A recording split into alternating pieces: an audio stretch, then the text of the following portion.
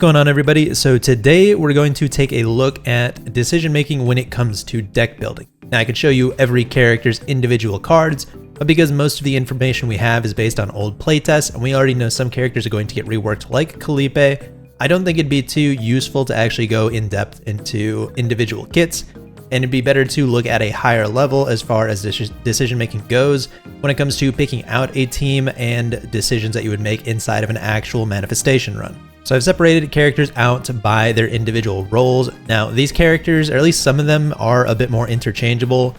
Like Amir, after rework, she'll probably fit more into a sustain role, but right now she is more of a supporting role in what she does. Hugo is another one, and Veronica as well, because she kind of fits that same category. They're more of like sub-attackers, but I wouldn't really consider them primary DPSs. Now you could say that in something like a Hugo Tressa team, because they are both kind of functioning in a similar way of doing a bunch of little attacks, but his are more like follow-up attacks. I mean, however you want to rank him or put him exactly, that would be up to you. And Orlea, she kind of does everything, so I don't know if I'd really call her a support because more of her functions is more of a sustaining role, but you could consider her a support as well. But functionally, in a longer Chaos run, like when you get to difficulty 3 and above, we're ideally going to want some form of sustain. Now, depending on how they end up balancing this come launch, this is going to change, but it's just kind of going to be your golden rule of picking somebody who's going to do most of your damage, somebody who is going to either supplement that damage or supplement something else that is going to be useful for you. Like throwing in a sub-attacker, that would be supplementing damage. Cassius would be supplementing card draw if you needed more card draw. And then picking something that will assist you as far as actually living and sustaining throughout your run, whether that is going to be through healing or through shielding, or maybe a little of both. We can get into more specific team comps when the actual launch comes, like you can mix other characters together. Like, I'm just going to kind of move these as an example over here, but like Maylin and Selena, it might be a little overkill as far as passion weakness application goes, but they're both passion attackers, they're both very strong, and they supplement and complement each other really well. You can even do something crazy like a Maylin, Selena, and Owen. Owen has a little bit of shielding capabilities. I mean, Selena has a shielding card, but I wouldn't really depend on that. But like Owen can act in a supporting role as well. So like you can do it like this and go for a little bit more of an aggressive team rather than a defensive team. But those are things that we would have to look closer in more detail in the future. When it comes to selecting partners, we won't go too in detail with this because especially early on, and especially if you're free to play, you're not going to have a lot of options. As far as partners go, like you can see here, there's very few 3-star partners to look from. 5 stars are basically going to be non-existent unless you are spending or, I don't know, have unreal luck basically. And then 4 stars, you're going to get some here and there, but it's going to be sparse. So I would say compare them when you actually get into a run, when you actually get into the game, to your 3-star options, because early on, passives are going to be the most important thing. Like, this isn't a good one, for example, but like this is the passives we would want to be looking at. At the end of battle, recover 3% health. Not a great passive, but this is going to be a lot more important in my opinion to look at than the actual boost it gives, but you still are going to want to give characters relevant boosts. But early on, you are going to want to stick to 3 stars. You're going to be able to max dupe these a lot faster, and that is actually going to boost this base number. I think it's the base number, as well as the passive number as well. The yellow numbers are usually the ones that are going to be getting buffed when it comes to upgrading them with dupes. So at max dupes, the 3 stars are going to outweigh the 4 stars with no dupes, but there are going to be some exceptions. You'll just kind of have to look at them and kind of garner what you think is going to be good. Like as far as, this is an example, this is one I actually did pull, so this is one I can show as a pretty clear example. We have Arwen here, which is for controllers. We're going to look at a 3-star one here for controllers. Yvonne here. Yvonne just increases defense if the combatant ends a turn without using an attack card. Heal 30% at the start of the next turn. Now situationally, Yvonne is actually pretty solid. She's going to boost defense, which is mostly going to be useful for shielders. And it gives you this supplemental heal, which you might not already have in your team if you are running a shielder over a healer. And then we look back over at the 4-star Arwen. We can see here its HP and healing would be increasing by 8%, which is going to be more useful for healers, obviously. But it also has a pretty crazy good passive, which is at the start of the turn, you gain this buff equal to the number of enemies that are going to attack you that turn. So if one enemy on the screen says they're going to hit you, you're going to get this buff, which reduces damage taken by 10%. So 10% damage reduction, which stacks up to 3 times. So a max of 30% damage reduction. And if you took multiple controllers into the fight, this actually stacks. So if you had only one enemy on the screen and you're in a boss fight, you have 2 of these equipped, they're going to attack you. Immediately, you just get 20% damage reduction for doing nothing. So, you know, situationally, you just have to decide if this is going to be better for you. If you think you're going to take more damage throughout the run, and maybe you want to skip more campfires, and you only have a shielder and no other healing capabilities, then maybe Yvonne with that extra little healing is going to be a little more useful for you. Just know that this 30% is of whatever their healing stat will scale off of. I think in the playtest it scaled off of attack. So this actually isn't going to be healing a whole lot, but you know, it's a little bit. For today's example run, we're going to be taking a look at my Div 3 run on Blue Pot from stream. This will be a funny one to go over, but I'll have a tips video coming out soon before launch, but this will be without Deep Trauma, which in my opinion is a mistake. But you can see here I went with this team that I really enjoyed a whole lot, and it was a all 4-star team, so pretty cool. But Owen as my primary DPS, Mika as my sustain, my support. She did fill more of a supporting role, and Mika is another one that you could have moved between like support and sustain. She's got heals and whatnot, but primarily she's here for the AP generation. And then Maribel here for some thick shields in my sustain role. You can see here this is the 3-star partner for the attackers. I forget the name of this. The 3-star Yvonne, we just went over her for the controllers. And this is a 4-star that I pulled for Vanguards here on Maribel. And what this one does, it is Rachel here. When the assigned combatant gains shield, 20% chance to gain 1 counterattack. Maribel gains counterattacks, but that's not really why I took it. I took it just for a little bit of increased shield gain. So kind of already went against my my tip earlier, but the shield gain was just more valuable and more important. I think some of the other ones were just like things like defense boosts, whereas I like this little flat boost a little more. Oh, here you go. This one was even worse. So our 3-star comparison. So the reason why I picked that 4-star is because I had it over this 3-star, which just boosts max health, which I don't think is too important. You can get max health boosts in a run as well, which can be kind of helpful, but usually not your first pick. And then while you're in the counterattack state, defense-based damage increases by 8%.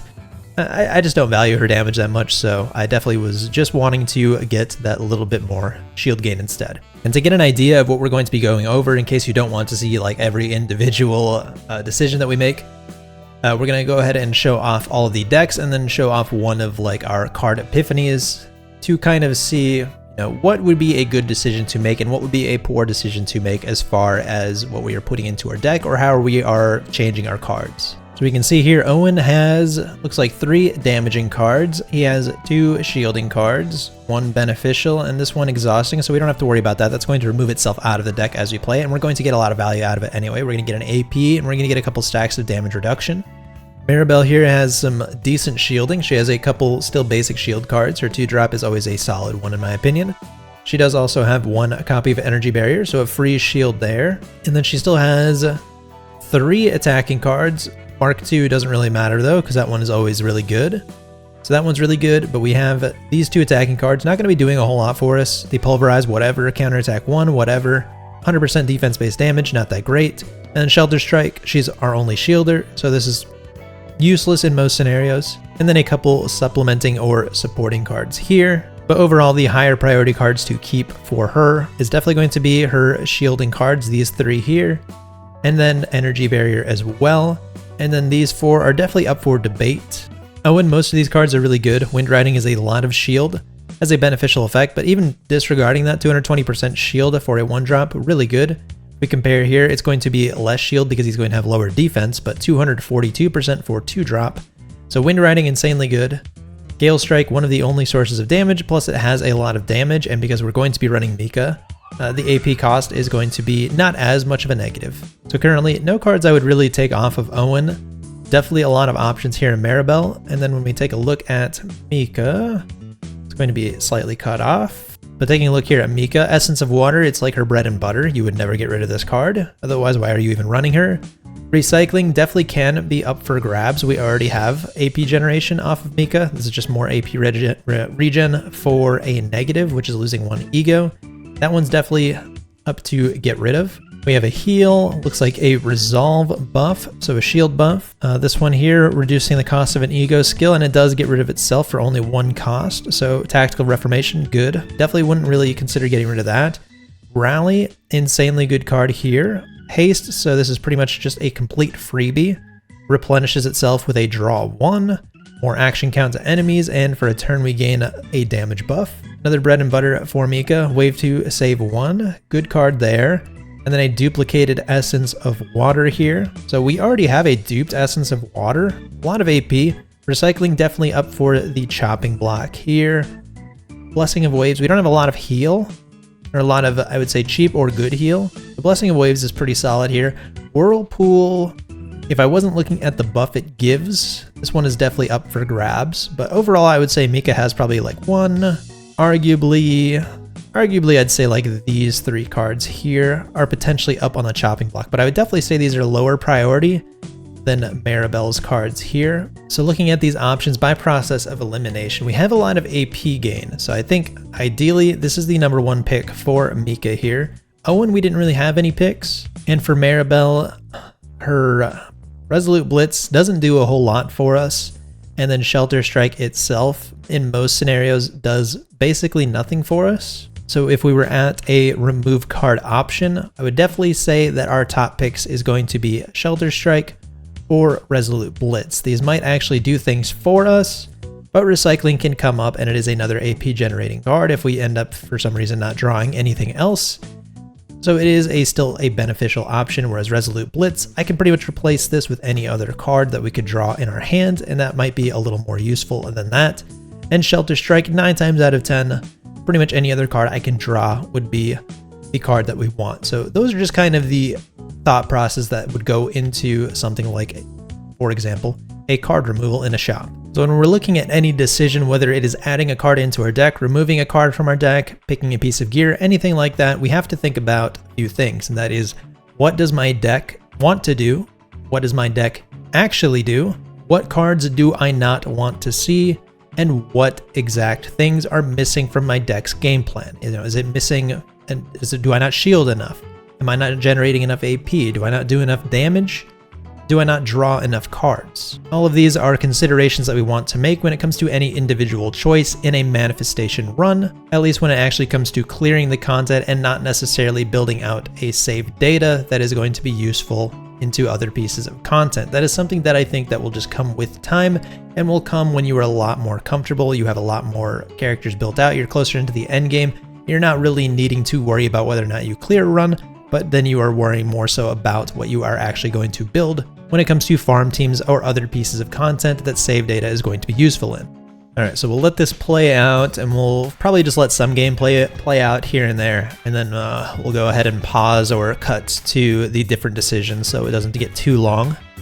So right here, first up for each floor, so on floor 1 you're going to get a selection of a fate here, which is going to be a bonus you'll keep throughout the rest of your run, and at floor 2 you're going to get another fate selection.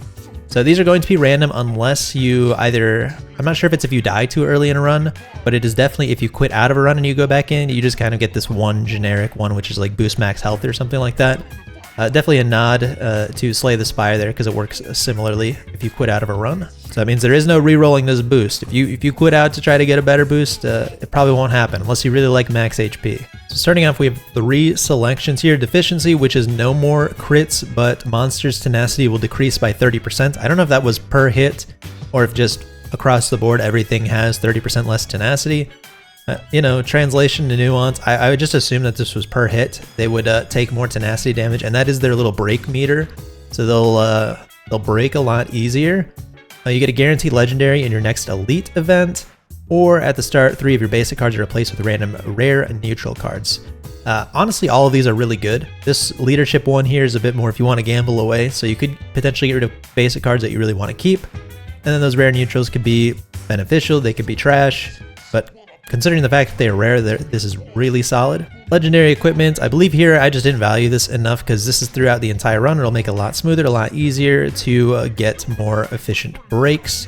So I'm pretty sure I picked Deficiency here, and this one is kind of a freebie in my opinion early on because you're not going to crit very often. You'll do it here and there, But yeah, not that great. Obviously, you wouldn't want to take this if you ran somebody like Luke, but Owen, yeah, he's just not going to be critting without those memory fragments that we didn't have yet in the game. And it took me a while to decide here, I guess. Oh, I actually took the rare neutrals. Holy shit. Okay, let's see what I got.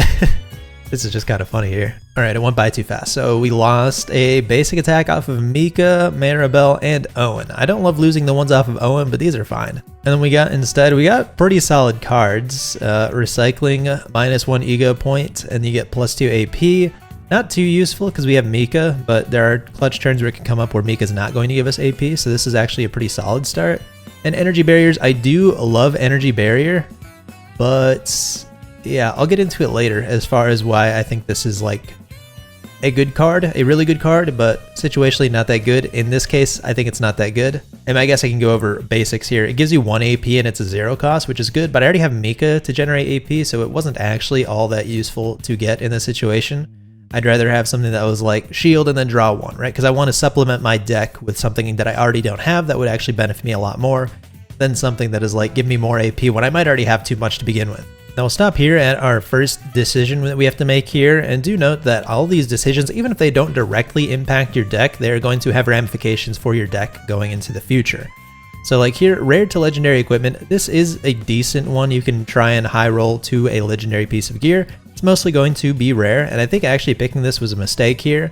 As I got deeper and deeper into the game, I started to value credits a whole lot more. I just found them to be a lot more important because when you remove a card at a shop, every future shop, it's going to cost more. So being able to thin out the cards that are not as valuable is going to be very important. And then having that flexibility as far as getting good gear in the shops or getting better cards in the shops, I think is incredibly valuable, especially when we got to these higher difficulties where we are most likely undergeared for difficulty 3. I valued camps a lot more and actually just getting that very tiny stress heal just to keep us as low as we possibly could, and actually skipping out on the 50 gold option to get a random of 3 neutrals. So money, very important, and considering this is 160, that's usually quite a lot, and I already have a healer, so losing 20% health here wouldn't have been a big deal. So I think these credits would have actually gone a lot longer than this rare to legendary gear, which we'll see what we get here. You see me trying to spam through dialogue. Hopefully they let you spam through dialogues in these events that you've already seen multiple times in the launch. So here I think this is a bit of a 50-50 toss-up. Although Wave 2 and Save 1 is really good, I think that this is better off later into the game when I have a lot more either expensive cards, or I actually think that saving up AP is going to be a bit more useful. Early on, I just think that I'll be burning through all my AP too much, and that the Wave, well, honestly, it's pretty good. That's why I say it's 50-50, because Wave is still pretty solid, even early on. But I'm pretty sure I take Blessing of Waves here. This is a lot easier for me to manage my stress early on, because I'm probably going to be taking a lot smaller hits come the first floor. And the second floor is going to be a little rougher, but having an extra heal just to keep my stress lower is, yeah. So I usually would probably pick that just for that stress, just because I know I'm going to take a lot of stress early on throughout the run, and I want to try and keep that as low as possible. Oh, and I just noticed here, right, because one of Owen's cards is the one that got swapped out for an energy barrier here when we picked that initial fate. So this is why that gamble is not always great. So if I were to pick energy barrier, which I probably wouldn't pick for this team anyway, this is obviously, it's a shield, so it's definitely going to be a lot better on Maribel than it is on Owen. It's still okay on him, but yeah, being able to select who is going to get what is going to be a lot more important. So yeah, that gamble might have already screwed me pretty hard early on. And hopefully this will change come launch, but we've hit our first camp. This does not have a shop at it, but we would of course always have the option of resting or getting a random card. But I already have a lot of cards, and you can see here that I'm really valuing keeping my stress as low as possible while I can. So that is definitely a decision right there. Now here, especially early on, a random epiphany is always going to be really good. Help you get some of those taken care of and out of the way. You can really work with your actual entire deck.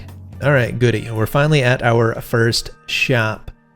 So we'll stop right here. We have 234 gold, and this is going to be an important decision maker right here, because anything that is not going to be on sale as far as legendaries go is going to be 250 gold. Now I'm pretty much always going to want to remove a card when it comes to shops. This is going to be very limited. You can only get removals through random events. They're very sparse. They're very sparse. And then the shop ones are going to, like I said before, they're going to continue to increase in cost. So we definitely want to value those as much as we can. But because legendaries are so expensive, we're also going to kind of want to sit at that magic number of 250 at all times, just so we can try and fill out with good gear as much as we possibly can. So already here we have one card option. We can't even use it, so it's completely ignored. Blue gear, I would only ever say that these are good to buy on sale early on and when you need to fill up a slot that is completely empty. And considering how much gold you're usually going to get in a run, refreshing is pretty expensive. I would only really do that if we're going to be chasing something big. But I assume that, yeah, I'm looking at this and sad that I can't get it because this is a really good card. Maybe not necessarily as good when you have a very dedicated shielder like Maribel. Alright, you can see I actually backed out here to go into training because I did want this additional card to try and flesh out my deck. And I wanted to do this before I do my removal, so that way I can have a better idea of what I'm actually going to be working with. So if I'm going to put in something like, say, I get a really good shielding card, then maybe I want to try and scrap out a weaker shielding card, so that way I'm more consistently am running into the better stuff. And here we have two options, which is apply 2 agony to all enemies for 1 cost, and then exhaust up to 2 status ailment or curse cards from your hand. I think this is pretty solid, not for the agony, that's just completely garbage, especially for this setup here. But being able to get rid of status ailment or curse cards from my hand is very nice, but I usually don't take curses. And I don't think I take any curses throughout this run, and I didn't plan on taking any, so not as useful. So I'll probably go in for Tactical Reformation. It isn't exhaustible, so you'll only be able to use this once per fight. But reducing the cost of an ego skill by 1, and we already have that recycling, which is going to eat one of our egos for some AP. So it's definitely just a solid pick there. We kind of get that return back on that. And situationally, just getting more ego or reducing ego costs is very good and can help you a lot situationally. And I believe that card's buff will actually hold until the next time you use it that fight. So you can kind of get rid of it and then wait and decide when you actually want to use your next reduced cost ego. Then here we can see our decks. Owen's looking pretty thin. We've got some Mika cards here, and it looks like I do pick out one of her weaker heals. I do like having multiple heals for those little stress gains, but they are very weak, and she's already actually gotten some pretty good heals, and usually I'm not going to need those heals as much because I have Maribel's thick shields. So a lot of the times, if a hand gets filled up with multiple heals, they're basically just dead draws, so it's better to get rid of these weak ones in favor of getting more damage, more shield, etc. So here I have the nice easy option of increasing my max health by 30% with a dice roll, or I can just obtain a curse and I can select one combatant to get an epiphany. Now we're still pretty early on in the run, so I think selecting an epiphany is less valuable here because we haven't even gotten all of their full cards yet. So if I pick somebody to get an epiphany, it's most likely just going to give me a card from their deck. This still can be good, but having to take a curse, you're basically just throwing away however much gold your next removal costs. So I think the one that I had in the last shop was 80. I think it does go up by 40 each time. It might just be 20. So it'll probably be like 100, 120 gold. So that's a lot of gold I have to throw away just to get rid of this curse card for an epiphany that I think isn't going to be too valuable for me. And I don't really love getting max HP too much. It can be helpful when you get breakdowns and you can kind of manage it a little easier. But yeah, not great options here. I think in the future, if you have a selection between like a curse and a selected epiphany when we already have all of their full decks from their kits, that's when it becomes a lot more important. So that way we can actually try and select. I don't know if that one actually lets you pick out a card to upgrade, but being able to select like a specific card to get an epiphany is going to be very good, especially like neutrals. Those ones are pretty hard to actually get epiphanies on. So when you get like really good neutral cards in your deck, you want to get those epiphanied. Those are definitely good options. So if we were later in the run, I probably would have picked the curse actually. And perfect, we're feeding into another epiphany effect here. Now I don't know if this run yet, especially in Blue Pot, I don't realize how valuable increasing the action count is. This is a sleeper hit, especially if you hit Blue Pot. Being able to increase the action count means that you're going to get a lot more turns to do something in, and specifically the Blue Pot boss. He's the gimmick that I kept bringing up in my tier list, where if a character plays a lot of cards, you get severely punished. Because he and all of his mobs that he spawns will keep resetting their action, and they have very short timers. So increased action count is actually crazy good. But this one's a tougher toss-up. It's going to depend on the rest of our deck on what I end up valuing more. I think ideally here we already have Mika for AP generation. It's not always super consistent AP generation, and because we haven't actually put any cards in her deck yet that give her wave or save, zero cost has less value here, but also building for the future, this will be a lot better as far as wave and save goes, as well as thinking even further ahead, future save data for Maribel. This can pair a little more flexibly with other characters, but it's hard to argue with this weaken 2, because again, weaken, vulnerable, a lot of these debuffs are hard to use. The bad thing about these debuffs is that they are all per hit. So if an enemy has an attack where they attack 3 times, it's actually only going to have 2 of those hits be weakened, and the third one will still be at full damage. But also the zero cost comes with shield, and yeah, I kind of like the shield, and it does still give you a little bit of weaken. Honestly, all 3 really great options. I think because I don't in this run value this enough, if I'm in blue pot, I'm definitely picking this. Increasing action count is very huge here. But otherwise, I think I would probably pick the zero cost, because it's zero cost, very flexible to use, easy, free 100% shield, and a little bit of damage mitigation. And I think at the time I didn't realize that weaken was per hit either, so I think this is what I'll end up picking for sure. Just having that shield I think is going to be a lot more valuable, especially on Maribel, than just applying 2 weaken, and my dumbass picked 2 weaken. And you see here, that was a mistake. That's why I think every decision is so crucial. The 2 weaken, again, maybe I didn't know that the 2 weaken was per hit yet at this time, but 2 weaken compared to a zero cost, and I'm losing out on that 100% shield, I just think that I'm losing a lot of value there. Now, I think weaken 2 actually would be a solid pick if you already have the foresight and the knowledge of knowing that any enemy that you are going to be very afraid of going into a run is only going to have like big single hitting nukes. But I guarantee I do not have that knowledge because I don't even know that right now. So 2 weaken here I think was definitely the wrong play, and definitely should have went for the zero cost. It just has a lot more flexibility, and it has a lot more useful benefit as far as shielding, weakening, and whatever the other one was, counters, whatever. So this one is actually a bit more of a tough pick when they're just kind of these generic buffs here. So we're picking between morale, which is a damage buff, 2 stacks of damage reduction, which I'm sure I didn't really realize this at the time, but this is also per hit. But currently in the playtest, damage reduction is per hit that you take to your health. So if you fully shield something and you have damage reduction, it'll actually keep those damage reduction stacks, so you'll actually be able to hold on to that, and it'll still be really useful. And then resolve for a little bit of increased shield gain. I really think that none of these are necessarily bad picks. I think I'm probably going to take hits pretty often though, so maybe this center one would be probably on the lowest of options, but they're all still really good. But in most scenarios, like, I don't know, like 60-40, more damage is always going to be better. Enemies are going to ramp up and mostly going to have some form of an enrage mechanic. So the longer you sit in a fight, the harder it usually gets. Not always, but usually. So damage is usually always a safe bet to go in these situations. It is funny, everything that I have chosen to take is like lowest or bad options. I picked the damage reduction because essentially actually damage reduction is the best, but it's only the best if you can actually keep the damage reduction. If you end up burning those stacks, then it's not too good, but 30% less damage, really solid. There we go, and Rally. Oh my god, this is such a funny card right here. This is the card I 100% should have taken. I already know I don't take it. Rally has haste. Haste means that when you use the card, the enemy's counter does not go down for that card. This is a zero cost to draw 1, which is good, but you know, drawing 1 for a card that essentially would do nothing, it just means that if you didn't have that card, you would have already had the next card you would have drawn anyway. There's always that to consider.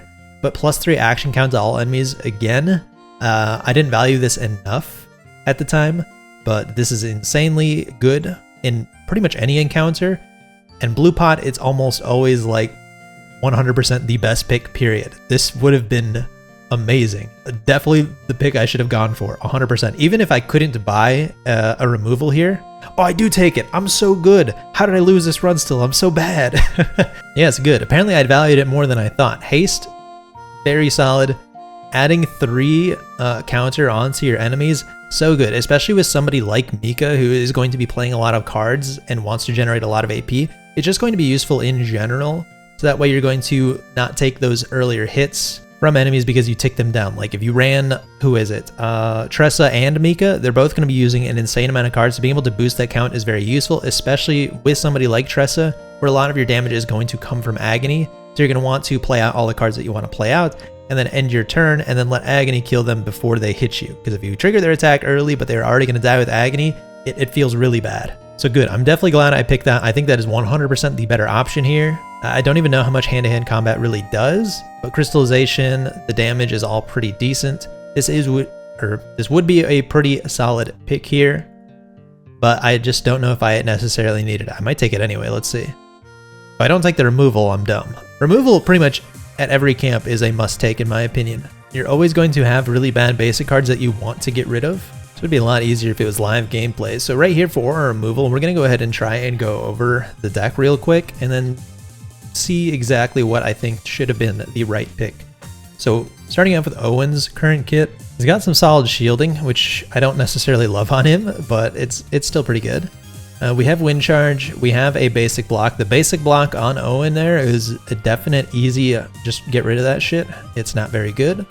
And we don't have anything that benefits basic attacks here. We're not running a Ray. We don't have Mei Lin. So those are definitely easy ones to get rid of. Damage is pretty solid otherwise though. Similarly here with Maribel, we mostly just want her shielding cards. Anything else is like eh. Because if I were to use like Resolute Blitz here, 100% damage, defense-based damage on a 1-drop is not going to be better than pretty much any damaging card that I get off of Owen, because Owen's going to have, yeah, it's pretty hard for me to actually frame around here. You can see here, this is my basic card, 135% damage, and he has significantly more attack than Maribel does defense. So things like that I just don't think are very good when it comes to Maribel. So I definitely much rather she not be doing any damage at all, and she just has supporting cards and defensive cards. So here, I think Shelter Strike is a good removal.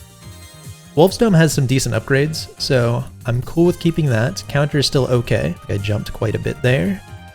So yeah, pretty much anything that does damage except for Maribel Shelter Mark 2, because you get that fixed shield off of damage dealt. Alright, hard to see here. There's Tactical Reformation. That's the one that gives us the AP for burning an ego. Or wait, no, that's the reducing ego cost. That's recycling.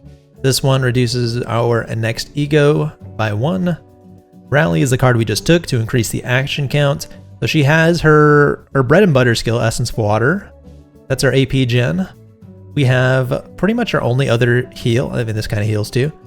But our only other, you can usually reliably use it, heal. So we have 2 heals there. This one we're not really using for the heal, but I think all of Mika's cards are pretty solid. All 3 of these are pretty great situationally. And this one is a must keep, Essence of Water. And then these 2 are all really solid. So I definitely have, and she has like no basics anymore, which is great. I've removed like all of her basic cards. So here, I would say either getting rid of Owen's shield, let's see what I get rid of. Owen's shield or getting rid of one of Maribel's attacks. So we don't really need those as much, and they're kind of just draws that we would rather not see, and there's other cards we would definitely rather see. But this might have been the time, I definitely have made a mistake before where I'll remove one of Maribel's basic shields when I still have basic shields for like Owen or some other attacker. And I contemplated that for a long time, but good. We got rid of a basic block off of Owen. We already have a lot of block off of Maribel, and even Owen himself, he already has like way better blocking cards that we'd rather see than that basic one. All right, here we have a Rally Epiphany, and it is a card Epiphany, very cool. Usually a lot of these generic neutral cards, they will just have very generic buff changes, which is really actually pretty dang good. It means you can actually really dedicate yourself into one buffing direction, which is pretty cool. Unfortunately, all of Rally's buffs are 1 turn. I don't think this is really worth going over. It's just whatever you need more. I don't remember what Fortitude is. I think Fortitude is also a different buff for damage reduction, so you'll take less damage for the turn. It looks like I'm taking the safe bet here, which is just gaining the morale. All right, here's one of those rare events that can actually give you a card removal. So 100% we're picking that, 50% max HP, who gives a shit? Here we go, I'm looking at my decks to see what we have so far. So Owen is still exactly where we left him. He's got, honestly, a lot more shield than I think he should have for being my main damage dealer. He's definitely, we've gotten unlucky in not getting him many damaging cards. So I think this is one of the reasons that the run is so far going pretty poorly. Is since Owen's our main damage dealer, he doesn't have a lot of damage. He has Wind Charge and he has 3 attacks, and this one up here, the 250% damage one, is expensive. It's a 2-drop. So overall here, I think if I were to remove anything off of Owen, I wouldn't remove anything, honestly. His stuff is really good. We need to keep his damaging cards for sure, especially even his basic attack right now, because we don't have other neutrals to supplement that. So his basics are pretty solid right now. And I don't love the 2-drop, but it's a lot of damage there, plus a little bit of supplementing shield, so that is pretty good. So overall, Owen's deck I think is completely fine right now. Maribel's here. I don't love her basic shield because she has other better shielding options, but I would definitely love to see Resolute Blitz or Shelter Strike leave. We don't stack enough shield for this to ever matter. Resolute Blitz I don't think does very good damage. Because Wolves Dome now has Outbreak of War, I don't care about this as being in the deck as much because we can remove it immediately. And Mika's deck is getting a little thick here. I guess we picked this up at some epiphany I might have missed here. But yeah, her deck is getting pretty thick, but most of this actually does get removed. This Rally, I love seeing that. That's amazing. But this one exhaust, recycling actually doesn't exhaust. I thought this one exhausted, but I guess it doesn't. Recycling, honestly, I don't think I need the AP, so I think recycling definitely could go here. But I'd rather get rid of one of Maribel's cards, I think. I don't know, it's tough. I think, yeah. It's recycling or one of Maribel's damaging cards. I think either one leaving is pretty good. Everything else in Mika's usually has some decent value that will come up. Well, let's see what I pick. Yeah, okay, so I get rid of Resolute Blitz. I don't think it's the right pick. I think I should have got rid of Shelter Strike. Yeah, I don't think it's gotten through an epiphany yet. I think either one can go to 0 cost, which makes them not as bad to have. But yeah, both of those kind of need to go. And right into another epiphany, Tactical Reformation. So this is the reducing ego cost, and yeah, another generic one. So I can get 1 AP, draw 2. This is something I think we should pick 100%. We don't have any draw power whatsoever, so being able to draw more options is very good. 1 morale is also really good. It's hard to argue with that one. And we've already been stacking morale with some other cards, so I think this is good. But not having any draw power, I think we 100% should pick the draw power here, and 1 AP is a big joke. We have Mika. I definitely don't pick that one. Okay, good. We picked the draw too. We definitely need more draw power. Here, the selection actually confirms earlier that selecting a combatant for an epiphany means that it is a random epiphany for that combatant, because there's already other text here that says select a card for 1 epiphany. So this one is like the best one, I think, by far. Even though I might be missing gear here, RFS, it gives you crit chance for attacks with 0 cost, and when entering elite battles gain 3 morale. Very good for elite battles, but it doesn't work for boss fights, I believe, and regular encounters, which are just as scary as elite, so I don't think this is actually all that good. I think 100% the best one is the 1 selected epiphany, especially because it is select 1 card. Very important, like I said earlier, for those neutrals, but it looks like for funsies, I wanted to see what I got for attacking this guy for an option, which is actually a good choice too. If you have missing health, every heal that you do will recover some stress. So for a fight like this, where they actually can't even do anything, I can gain EP, so I can fill up my ego, and I can go ahead and reduce some stress a bit. But I think 100% the best option there was selecting a card for an epiphany. And my favorite time, I'm not sure how much we're going to cut out as far as the decision making goes, but the shops are definitely one of my favorites. So here, when vulnerable is applied, apply 1 vulnerable to all enemies. Can be pretty good. Owen has some AoE capabilities, and he does have a card that applies vulnerability. So this is an okay option here. And when we cause a break, reduce 1 cost of a random card by 1 for this turn, and can trigger it once per turn. Threw that on Mika, very solid, very good pick there. And it looks like we had a lot of money, so we can still guarantee our removal. No cards we can pick here. Let's see if I go for a rest or a training. I go for the rest, and I don't get the removal. I think because I wanted to sit on the gold for a legendary card, or a legendary piece of gear. Definitely the wrong play. Definitely want to go for all of those removals when we can. The removals and thinning out your deck and getting the perfect deck is going to be a lot more important than getting enough money for a gold that'll show up in the shop. So definitely a wrong move there. Oh, here's a fun one. Maribel Shelter Mark II, and we get a Divine Epiphany. It's a little harder to tell with Nihilum here and his animations going off, but we have a 2 cost for the card now, which it's going to boost the cost by 1. We do have AP gain, so this is actually a little more reasonable to pick, and it does a lot more damage. It does more than double. Normally it does 100%, and we're basically tripling that now. So we're now getting like triple the shield. This is actually incredibly good. I believe though that this is only the actual damage you deal to their health. So they have block up, they have some shield up. It's only going to give you shield equal to the damage you do to their health. But regardless, this one is really good. We have the AP gain to actually make this beneficial. And because it is so much bigger and it is like one of her best shields, if not her best shield, this is really good. Again here, I might make a mistake though, because I might not realize that damage reduction works how it does. So I might pick this because it is 1 drop, so a little flexible, or a little more flexible to use. But I think here 100% this is the better option, the 2-drop actually, because unfortunately the God or the Divine Epiphany here sucks ass. It's 4 agony, which is an agony for 4 turns, to 1 target. And we don't do agony, nor would I care about a 4-turn agony here. That's like 100 damage over the course of 4 turns. So I'm pretty sure I picked the 1-drop, but the 2-drop is best, 100%. Let's see if I pick right.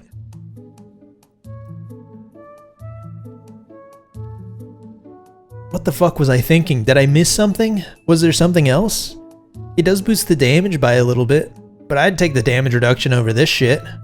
Over the 50% damage, and this is almost triple the shield for just 1 more AP. I picked the worst. Oh my god, dude, that is crazy. Something funny better have been happening on stream or something, and I just missed that because that is horrible.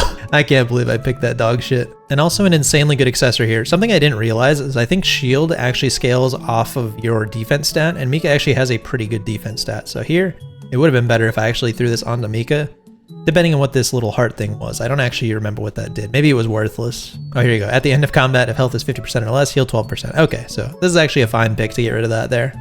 Mika might actually have higher defense than Maribel though, so she might have still been the better pick. Here we have one of those unique events, so we increase our stress by 10 and copy 1 card. But copying a card is insanely good. And I think here, actually, maybe not with that dog shit epiphany or upgrade I did on it, but the Maribel card that does damage and gives you shield, that one would have actually been a really good one to copy. And I'm sure copying one of Owen's attacks would have been fine too. We're getting like another wind charge. Let's see the gear option we have. Damage dealt to targets before they act increases by 17%. That's going to be most situations. Actually, it's not going to come up too often here in the boss fight because they have really short timers.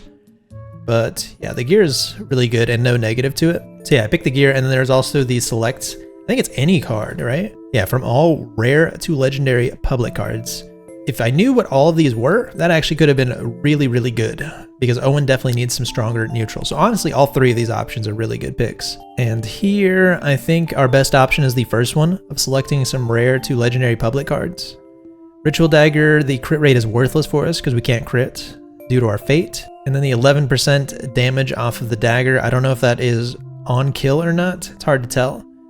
And then 180 credits is pretty good, but we already have 460 credits. Honestly, I think we're pretty okay on money. More money is always good, but being able to just select a rare to legendary neutral is insanely good. And that's probably a lot better than what that money is going to be able to get us, because we can select here, which we can select something amazing for Owen, like Sacred Strike, one of the best cards I think that you can get for him. Does 3 tenacity blocks of damage, very good. And then deals a lot of damage. It does exhaust, but if you get multiple copies of this bad boy, and if you get the wind charge with that, Sacred Strike is really good. Probably, of all the cards that I saw in neutrals, probably the best 1-cost single target damaging card that you can get to Owen. We don't need the AP, that's for sure. It looks like these are all of our picks. You know, what's funny here is, again, knowing that we are in blue pots, again, blue pot specifically, very good if you can increase the enemy's action count. Or even better, with Wanderer of the Void, a card that does not exhaust. For 1 turn, a target's action count does not decrease. This one would have been really good. Maybe not as useful. You really want like AoE if you can't kill all of the little mobs as well. But Wanderer of the Void, I think, is definitely our best pick here, knowing what we're going into as far as the fight is concerned, which is punishing you for playing a lot of cards for dropping the enemy countdown. Pulverize isn't bad either. Attack weakness, I believe that this ignores color restriction or type restriction as far as tenacity damage goes. So if they're weak to dark and Owen here is red, it would still break down their meter, which is pretty good, and it gives you draw power.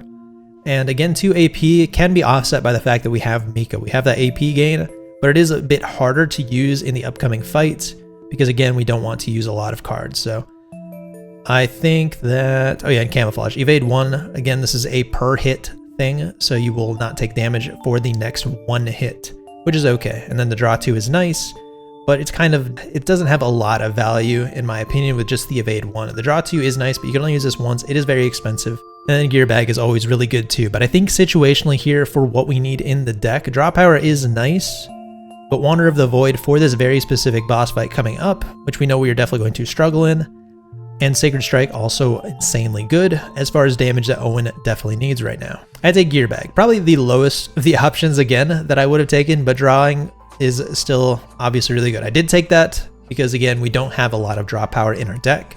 We just have AP and mostly junk. All right, and I think this is our last shop here. And very cool, we actually have a Sacred Strike in shop. So if I had taken that Sacred Strike earlier, we could have thrown 2 Sacred Strikes into Owen's deck, which would have been very, very nice. And we have so much gold here that we definitely can do the removal, which I hope I do this time. And unfortunately, I make a dumbass mistake here. I definitely should have taken Sacred Strike, but you'll see here I actually reroll, which we definitely have the money for it now. So I can see any other good cards. Strategic starting point. I think our deck is pretty thick now, honestly. So we're looking at 8, 15, 24 cards. It's kind of a lot of cards. I still think that this is always a good card to take, but we also lack a lot of draw power. So although this 2 ego can take us pretty far, it's not necessarily a must take. I think it's pretty solid though, and it's on sale. So it's still an all right pick. And Relentless Endurance, an amazing shield card. Gives you retain, a lot of shield, and it's 2-drop. So it's already better than her generic 2-drop shield. So this is 1,000 times better. We definitely should take this. The Ego one was a maybe. I think we definitely could have chosen to take it, which it looks like I am going to take it here. But it still makes me wish that we then also took that Sacred Strike. I refreshed past the thick-ass shield. I can't believe it. I'm so dumb. Okay, we didn't take the thick-ass shield either. And we're now on 380 gold, and we still have a removal, so we have about 220 to play with. Knowledge of Darkness, I believe this one exhausts, or it exhausts the cards that it plays. It plays the top 2 cards off of your deck, and I believe exhausts them. See here in detail. Draw 2, activate that card, or those cards, and then exhaust. So you would exhaust those cards, and you exhaust this card. I think that this is a hardcore gamble card, and it's a hard sell, but I love gambling, so sometimes I take this one. Because it is still playing 2 cards that could potentially be for free for those expensive cards, but it does exhaust them, so you're potentially exhausting core key cards to your deck. So just know that this is probably a bad option, but it can be a fun one, and it can pay off sometimes. Like, it can exhaust worse cards that it plays out, and thins out your deck that way. But you could also thin out cards that are really good. And I don't remember if you actually get to pick targets off of the cards that it plays. I think it plays them automatically. So if it's like a single target hit, it will just kind of go randomly. Then pulverizes that 2 hitter and then draws you 2, I believe. Oh, don't tell me I take the cube. The Gamba cube. We had this equipment earlier. It's bad. And then Gear Bag draws 2, and it can play itself for free if we play another card. So Gear Bag is pretty good, and I probably take it. I don't. Dang, what was I looking for here? I think I was looking for gear. I am a Dumbo. And look at that. I potentially could have had 3 gear bags just for the funniness of it, because that would be a lot of draw power. Unless you draw them all in one turn. So I do take a gear bag for reduced cost here, and I don't really have anything to replace here. I think I'm just trying to see if there's anything slightly better than what I have. And oh my gosh, Mika has so many cards. Luckily gear bags, you know, draw a bunch of cards, so those are still good picks. I think here 100% the best pick is probably getting rid of Shelter Strike. I think it's by far the worst card we have in our deck currently. We don't facilitate it enough. It is a 1-drop. It does not do very good damage. We have a bunch of damaging cards for Owen now. So definitely could get rid of those. I really wish we had gotten that removal that we skipped earlier, so we could have thinned Owen's worst cards out. I mistakenly keep Shelter Strike in here, and I get rid of one of Owen's basic cards. Not great. That would have been much better if we have done earlier had we already gotten rid of Shelter Strike. So overall, a really bad pick, because there's also going to be a lot of scenarios where Shelter Strike comes up. It's going to be one of our only damaging cards, and it'll do 0 damage because we have no shield or something like that. But it looks like I picked the card here, and I do take Glorious Resistance. Let me see what my other option was. Okay, yeah. Out of here, it was either skip, take this, and then Somnolent Fruit. Somnolent Fruit is very worthless for us right now. We're now, I believe, at the last boss fight, so not great. And also a terrible card to take into save data, because there's not a lot of reason to reduce stress mid-fight for single battles.